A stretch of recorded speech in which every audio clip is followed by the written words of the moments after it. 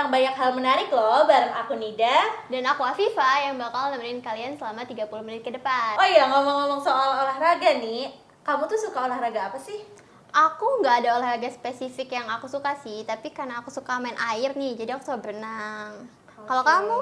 Kalau aku pribadi, aku juga sama, nggak spesifik gitu, tapi aku suka ikut ekskul gitu, olahraga, terus olahraga basket, olahraga berenang, sama karate. Oh, Oke, ngomong-ngomong soal olahraga nih ya, hari ini kita bakal bahas olahraga yang nggak biasa loh.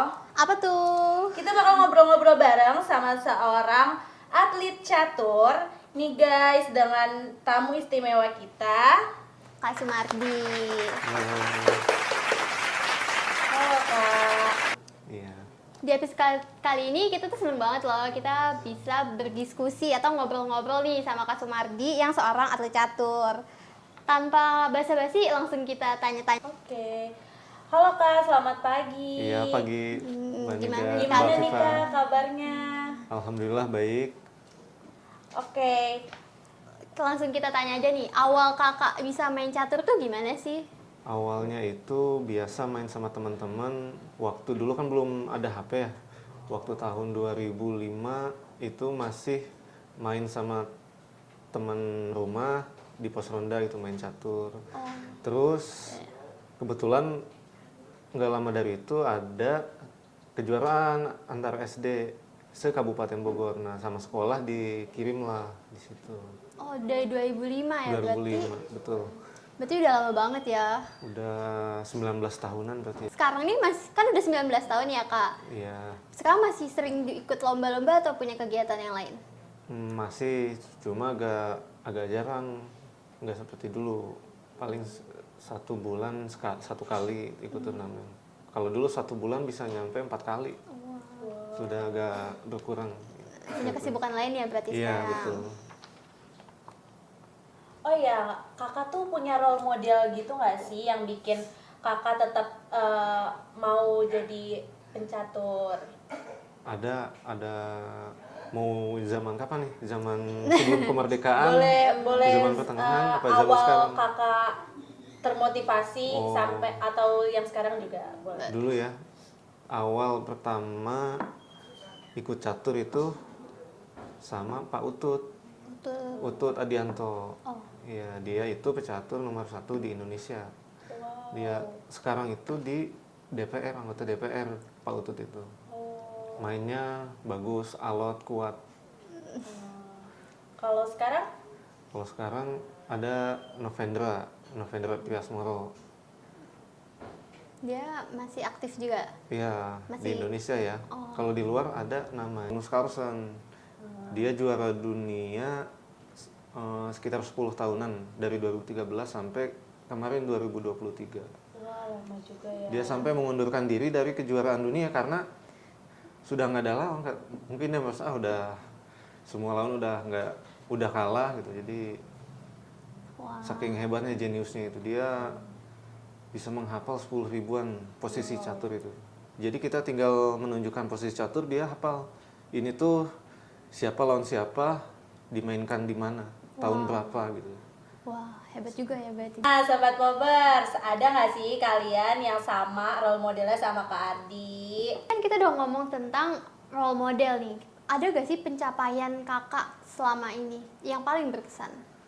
Yang paling berkesan waktu masih menjadi mahasiswa Gunadarma nih dulu. Wah, alumni juga ya berarti. Iya, dulu itu kuliah di Gunadarma tahun 2012 sampai 2016. Waktu itu kejuaraan antar mahasiswa se-Asia Tenggara tahun 2014 di Malaysia.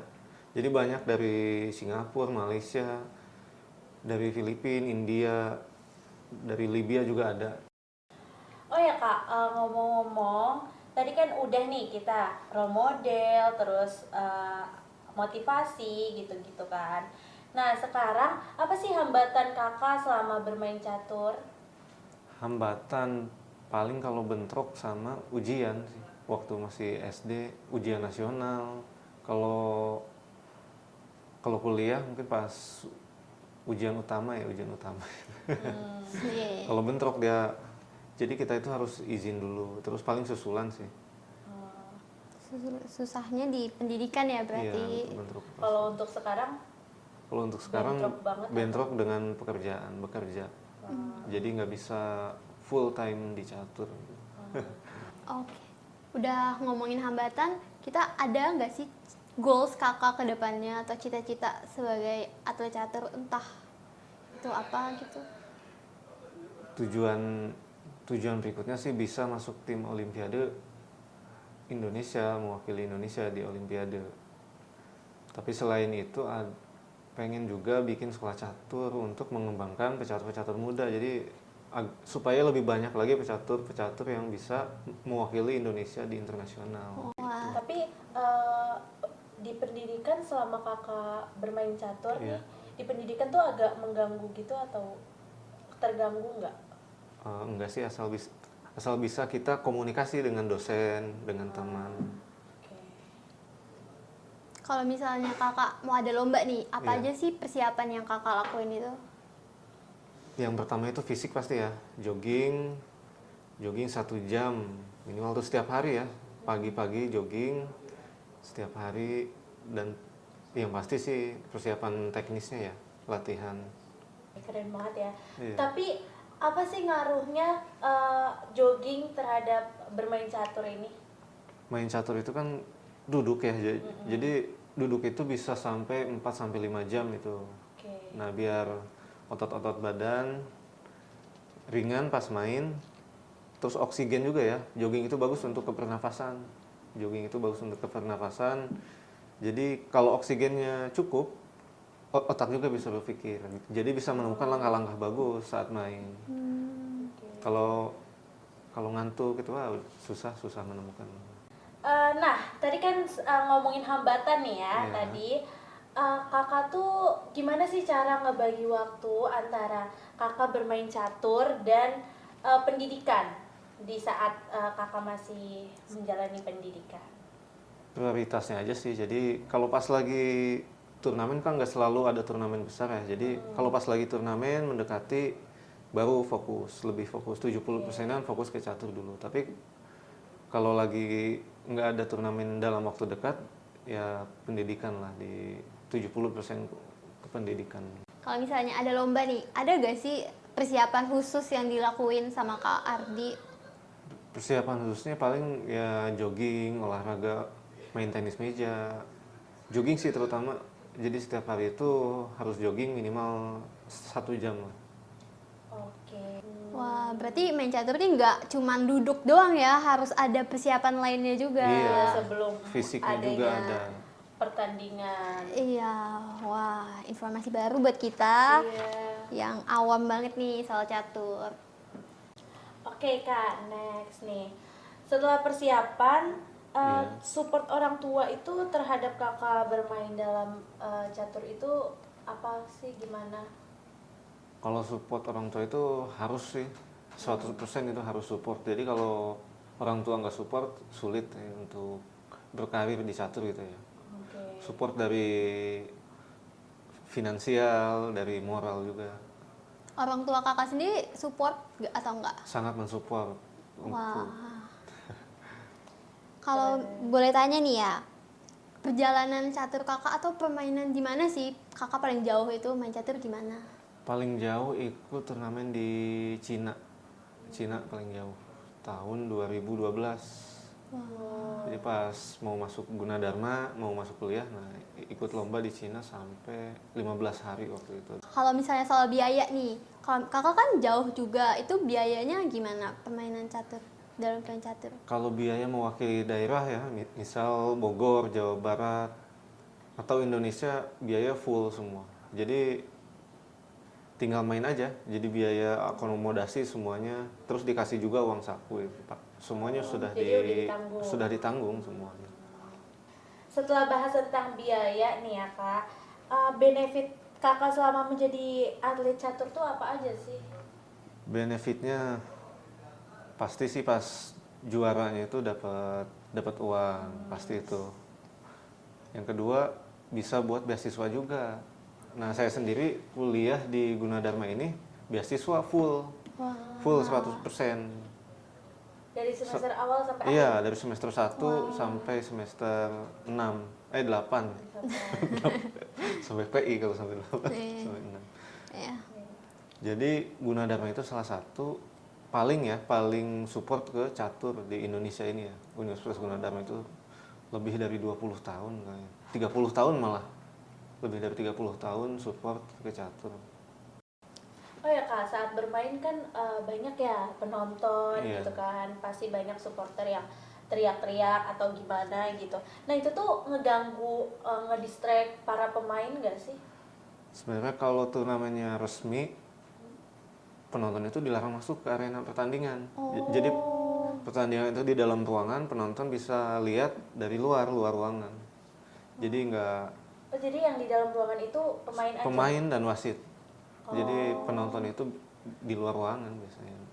Cuma bisa lihat lewat jendela atau dari layar ya ada infocus gitu. Oke.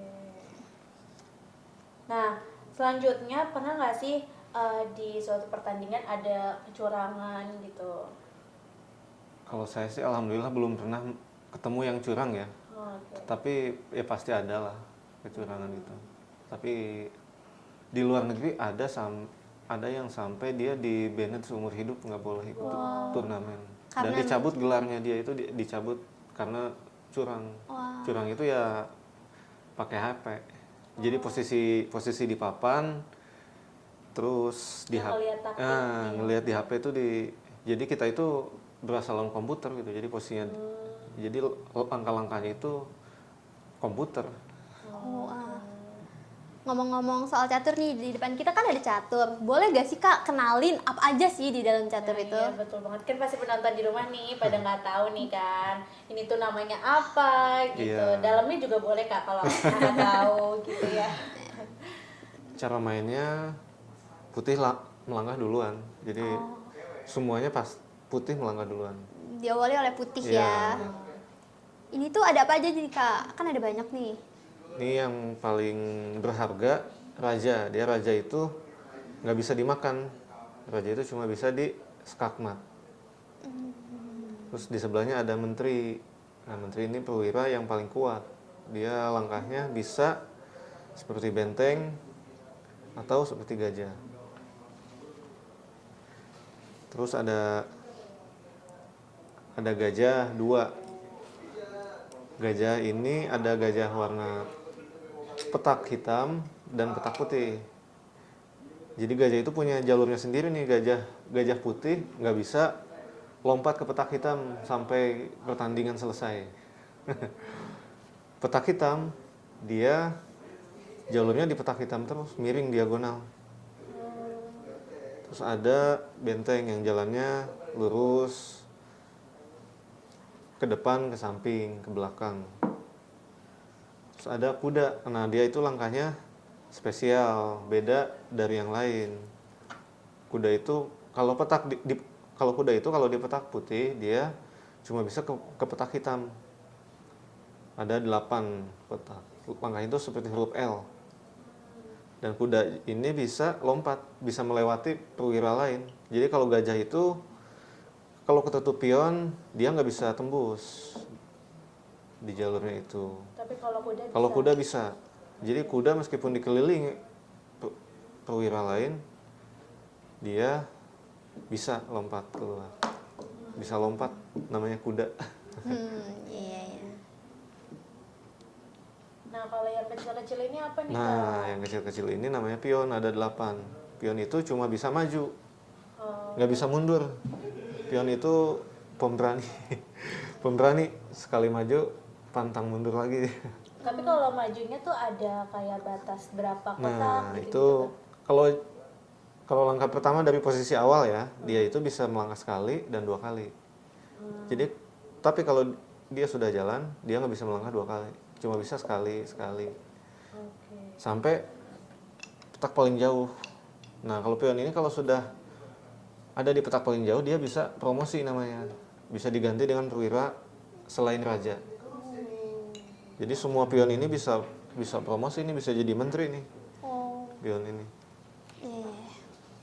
Buat kalian nih yang punya cita-cita jadi atlet, jangan lupa untuk terus latihan dan pantang menyerah ya. Betul banget nih, karena usaha itu tidak mengkhianati hasil loh guys. Nah, selama kalian ada kemauan pasti deh ada jalannya guys. Oke, segitu dulu kali ya kita ngobrol-ngobrolnya. Udah panjang banget nih. Kita ngobrol soal catur sama Kak Ardi. Betul banget. Terima kasih ya buat Kak Ardi Iya, udah sama-sama. menyempatkan hadir ke podcast kami. Aku Afifah. Aku Nida. Sampai ketemu lagi di lain kesempatan. Bye bye sobat Pobers.